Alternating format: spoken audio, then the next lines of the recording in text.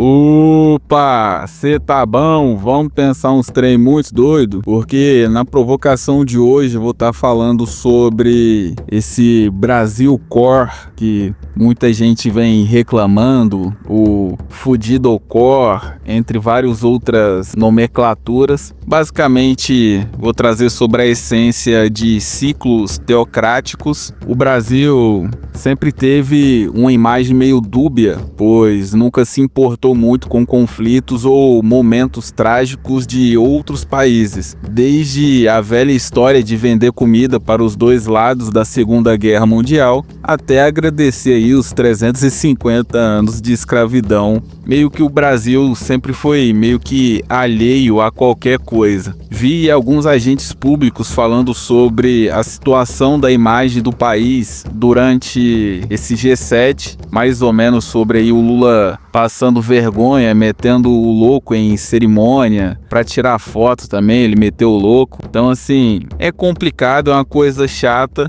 mas uma coisa acredito que eles não falaram.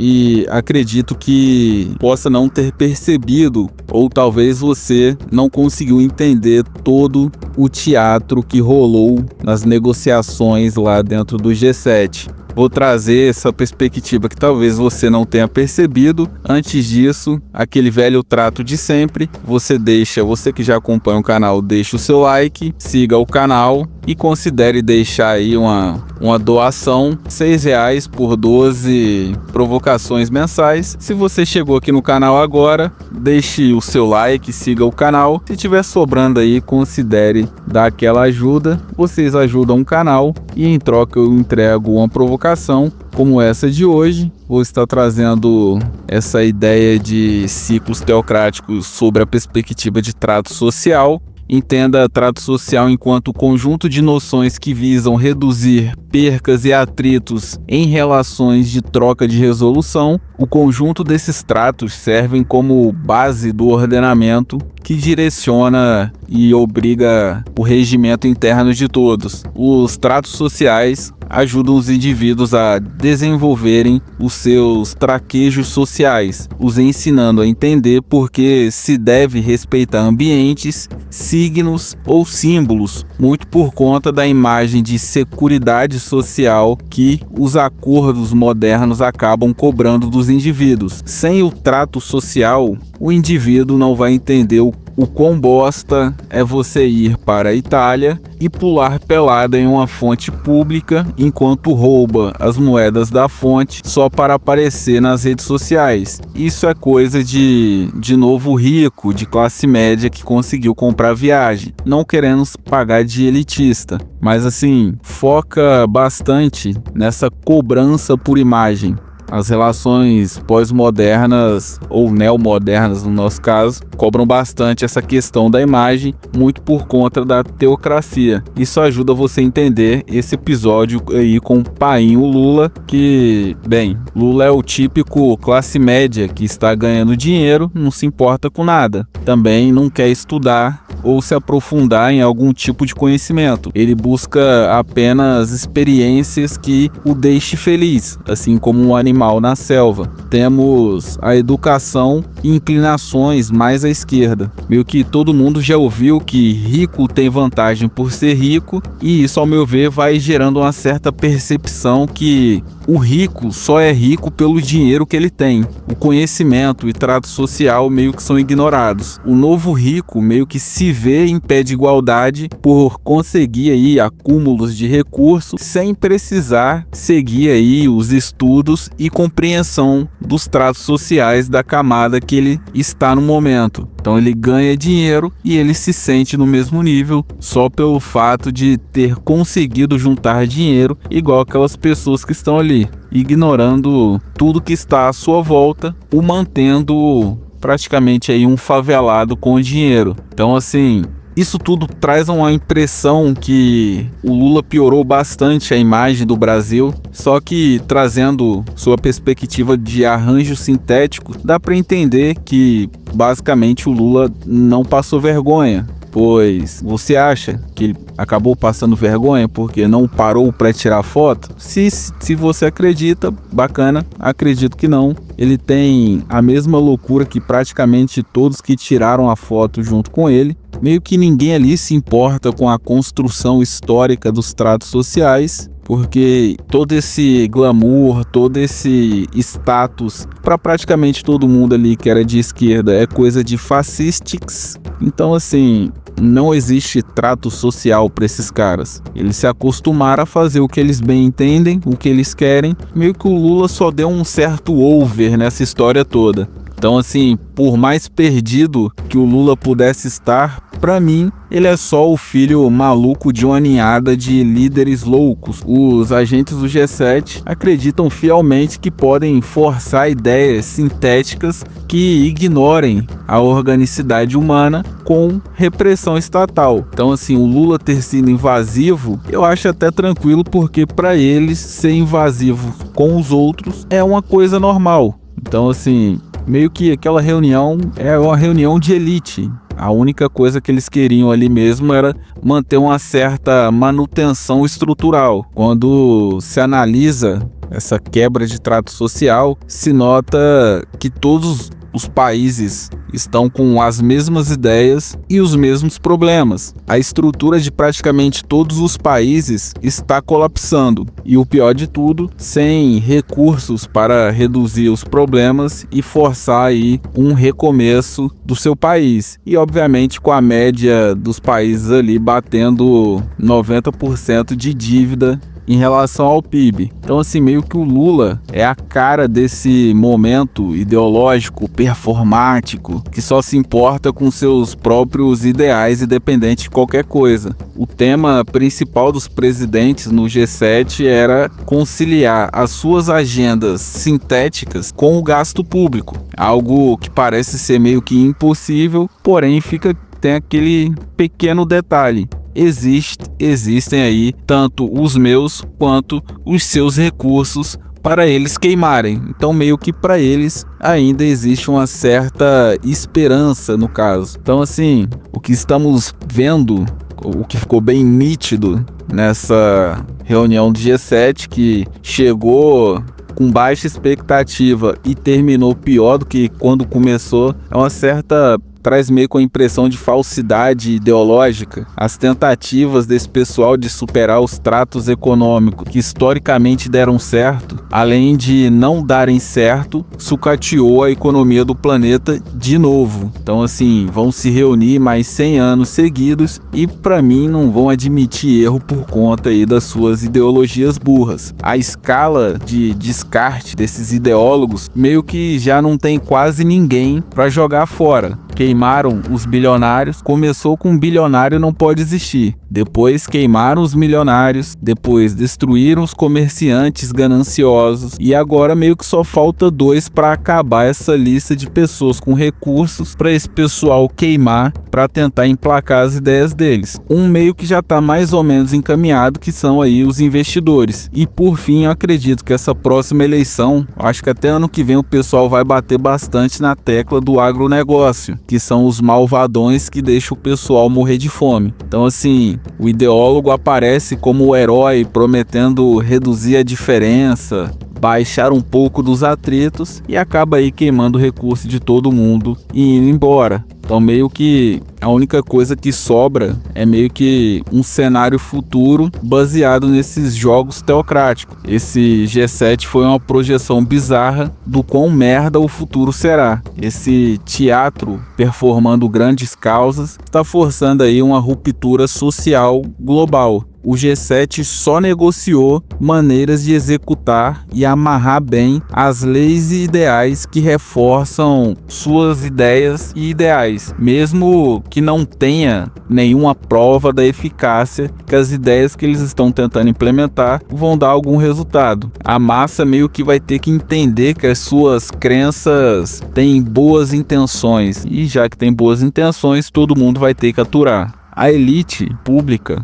não se importa e nunca se importou se medidas sintéticas vão gerar mais atrito social. O problema disso é que quando tu força para determinada direção, quanto mais tu força, maior será o rebote. E teremos uma crise global, ao meu ver, em 2028. Japão, ano que vem, já começa a dar PT. Se bater PT no Japão, os Estados Unidos também começam a colapsar. E eu acredito que isso aí vai forçar bastante esse rebote que esses pequenos príncipezinhos estão puxando. Então, assim, a única coisa que meio que deixa uma certa esperança é que o Brasil está longe de todos. Então, meio que essa loucura brasileira, ela é uma espécie de blindagem. Então, ao meu ver, o Lula não fez tanta merda porque já somos meio loucos mesmo. A diplomacia brasileira está tentando meio que sobreviver a esse momento conturbado do planeta, reforçando a ideia de ser o grande mercado do mundo. Independente aí de uma declaração ou postura de presidente, acredito que estamos na média de loucura de sempre. Estamos meio que ok pro mundo.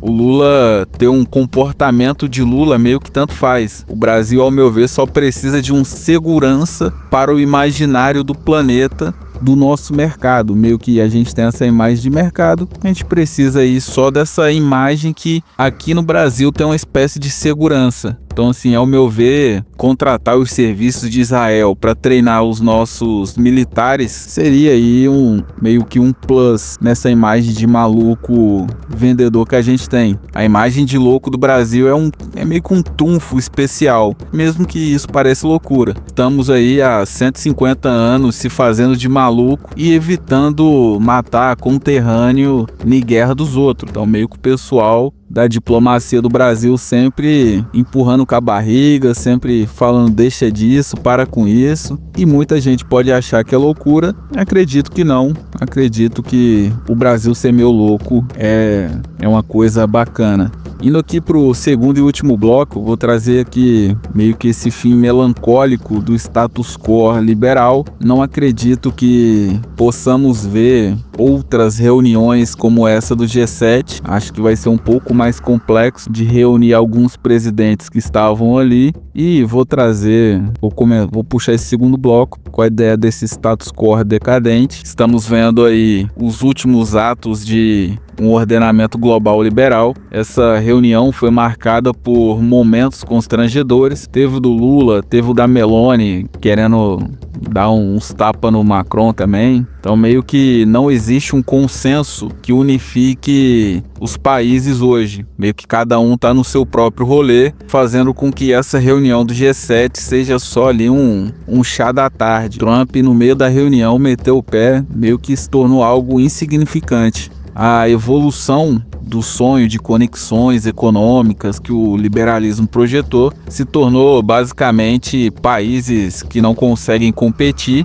com as grandes potências e começam aí a taxar produtos complexos para viver de migalha dos avanços tecnológicos dos impérios. Então meio que não é uma economia, é só meia dúzia de carga tributária. Tá faltando essa tração no planeta de conseguir conciliar investimento com ideias, com reformulação, e meio que é aquilo, só se faz mudanças drásticas se escorando na potência do conjunto estrutural. O mundo vive um problema de espaço produtivo e social, crescimento exponencial aí da margem de marginalizados. E as ideias apontadas pela elite é de reduzir quem ainda consegue manter os espaços para meio que conter essa marginalização. Então, ao invés de tentar ajudar, a solução dos agentes públicos é de taxar até tornar a categoria que eles porventura não gostem inviável, forçando a saída da categoria do mercado econômico. Então, assim, o único objetivo deles é continuar impossibilitando qualquer pensamento de evolução industrial e estrutural. Costuma dizer que esse pessoal, enquanto não implementarem algo parecido com o comunismo, não vai dar sossego para ninguém. Então, meio que a gente está vendo que enquanto a ideia não dá certo, a gente olha e vê só uma cesta podre, só uma cesta de países miseráveis, que é uma boa oportunidade. Essa janela, ao meu ver, é momento do Brasil tentar diminuir a diferença, forçando aí uma moeda única na América do Sul, com toda a venda de alimentos e terras raras sendo feitas com o real. Isso todos os países da América do Sul vendendo à base de real. As moedas que têm força 1 para 1 com o dólar no mundo tem 3 elementos básicos: rotação média da moeda no mercado, algo em torno aí, se olhar para a Europa, de 600 milhões de pessoas usando a moeda, reserva em moeda estrangeira, a Europa tem um pouquinho abaixo de 500 bilhões, e dívida externa abaixo dos 80%, que aí é reduzir a dívida. A Europa não tem essa dívida abaixo dos 80%, mas compensa com outras coisas. Mas é aquele negócio, os países estão esfarelando ano após ano, e quando se analisa a economia e problemas que tanto os americanos quanto os países da Europa estão tendo agora, fica meio óbvio aí a oportunidade do Brasil meter esse louco monetário, aproveitar esse momento em que tá todos os países tentando salvar a sua vida e já implementar aí, já emplacar uma moeda para ficar tranquilão, porque a gente já tem essa imagem de louco. Por que não meter uma certa miragem de soberania, até pensando em se proteger no futuro? Estamos em uma transição, como já vim falando em algumas provocações, tanto de ordenamento, saindo desse status quo liberal para um status quo mais imperial colonial, e transição civilizacional por conta aí do salto tecnológico. E meio que o mais louco é que parece que está rolando tudo isso, toda essa transição, ela está acontecendo meio que por acidente, sem muito planejamento dos países. Dá para perceber aí que a única preocupação dos países é com o seu estado de anomalia. Se tem algum país consciente desse momento, meio que ele está ignorando, porque nesse momento os países só estão correndo atrás dos problemas que eles mesmos criaram. Então, até quem tem consciência que precisa dar uma pausa, tem problema demais e não consegue planejar tanto esse salto civilizacional quanto essa troca de ordenamento. Então, assim, é a janela de tu se colocar aí no meio dos futuros soberanos. Essa imagem de maluco útil que o Brasil tem, ao meu ver, é a camuflagem perfeita para começar aí uma reconstrução nacional, enquanto está todo mundo aí perdido em ideologia. Reforçar a moeda e aproveitar a quebra global seria o movimento mais absurdo do Brasil, acho que desde o Império. A decadência do Ocidente, ela é trágica, porém ela é rentável. E já que o Brasil detém a sobrevivência do planeta, no caso aí de terras raras e comida, ao meu ver não teria problema aí forçar um domínio econômico, pelo menos na América do Sul. O que não dá é para o Brasil entrar nessa melancolia de transição e ficar aí que nem os outros países da Europa esperando esses frutos gnósticos. É como se a gente estivesse vendo aí as encarnações do relativismo ideológico perambulando pela Terra esperando algum milagre. Os tratos sociais que sempre foram a bússola e base da sociedade foram substituídos por eles por gnoses, e é aquilo. Então, não se constrói sem levar em conta as demandas urgentes dos indivíduos. O país ele cresce como se fosse, sei lá, uma planta trepadeira que não tem muito destino. O destino vai depender das demandas médias do ambiente. Então não adianta impor uma ideia e esquecer que existe demandas urgentes dos indivíduos. Então assim, acho muito difícil o mundo se recuperar dos ideais de quem está no comando do planeta hoje. A economia vai continuar sendo dia após dia condicionada até ser inviabilizada por conta de grandes ideais sociais. Ou até que algum maluco com algum grupo armado chegue e arrebente tudo, como a história sempre nos aponta. Chegando para o fim da provocação, moral da história: a direita, agentes políticos da direita estão tentando emplacar aí toda uma desvalorização em cima do comportamento constrangedor de painho Lully, enquanto o Bolsonaro se lambuzava de leite condensado e farofa. Como eu sempre digo, são apenas grandes desgraças. Agentes públicos e merda são a mesma coisa. Então, assim, estamos no meio de uma conturbada transição de ordem e, por mais melancólica e caótica que esteja sendo essa etapa da história, se dá para ver algo de bom é que essa desgraça toda tá acentuada. Pelo menos aí vamos ter alguma mudança. E não fique se doendo muito, porque independente de qualquer coisa, G7 é sempre sobre manutenção da elite. Ver o Lula cagar essa reunião cheirosa da elite, de certa forma, pode ser visto como algum tipo de dano social a esse bando de merda. E toda provocação à revolta de Atlas, retire crédito desse sistema desgraçado, retire crédito de autoridade, não entregue